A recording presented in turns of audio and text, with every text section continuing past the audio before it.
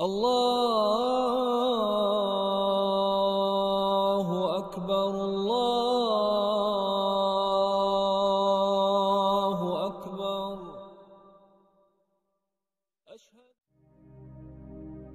Міне осы күпірлік, күдік, бейқамдық, осы үшеуінің әрқайсысы перде деп аталады. Соқтан Алла Тағала келесі сөзінде айтады: сен бейқам едің дейді мына қияметтен.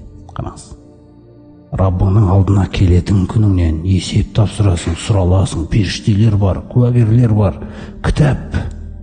Сен бұдан бейқам едің. Факашафна анка ғитауака. Қараңыздар, міне бүгін сенің күпірлігіңнің пердесін ашып жібердік дейді. Міне сенің күдігіңнің пердесін ашып жібердік дейді. Міне сенің бейқамдығыңның пердесін асып жібердік те, көзің деген өткір болыпты дейді қазір. Қазір ешқандай дәлел керегі жоқ саған. Түгеліне сеніп тұрсың. Көзің өткір деген сөз, сен қадала қараудасың. Енді бітті. Болды. Сенің көзіңнің жеткені ғана болмаса, пайда жоқ деп отыр Алла Тағала. Яумала танфау нафсун имануха. Ол күні жанға, адамға иманы пайда бермейді дейді. Өйткені ол күні бәрі иман келтіреді. Ол күні ақиқаттар істейді. Ана Алла Тағалаға сәжде бұйрығының өзі берілген кезде, мүминдер осы өмірде сәжде жасады ғой.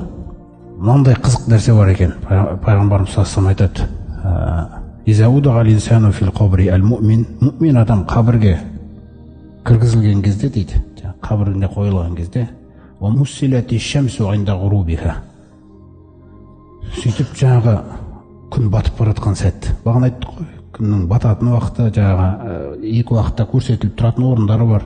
Күн батып баратқан кезде, күннің бататын уақытында сол күннің батып баратқан бейнесін көзіне көрсетеді екен Алла Тағала. Қараңыз, мұъминге қандай не қарайды, өзінің өмірде құрметтеген нәрсесін. Сол батып баратқан күн көзіне көрінген бетте фаяджлису ва яхсаху вajhahu дейді. Отыра қалады да бетін сипап, дағуни усолли, намаз оқығым кеп тұр деп. Қараңыз, нені қадірледі, қабірінде де сонымен жүреді екен ғой.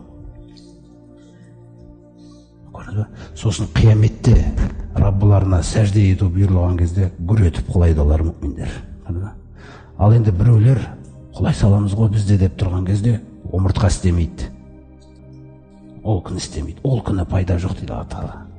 Ол күні өтіріктердің бәрін көрсетемін дейді мен. Міне, яума тублас сараиру, көкіректегі бүкіл сырларды ашып жіберемін дейді. Міне, көрдіңіз ба? Өтірік нәрселер, омыртқалар істемейді ол күні жағындай. Ол күні тек Алла қалаған нәрсе ғана істейді. Алла қалаған адам ғана сәжде жасайды ол күні. Алла кімге қаламаса жасай алмайды. Сондықтан ол сәждені бүгін жөндеу керек бізде. Бүгін мына белді бүгу керек Аллаға. Бүгін өткен уақыты келіп тұрған кезде бүгу керек біз бұны. Қаншама ракағат сәжделер жасап шамамыз келгенше, нәпілдер жасап. Ертең кеш болады ол.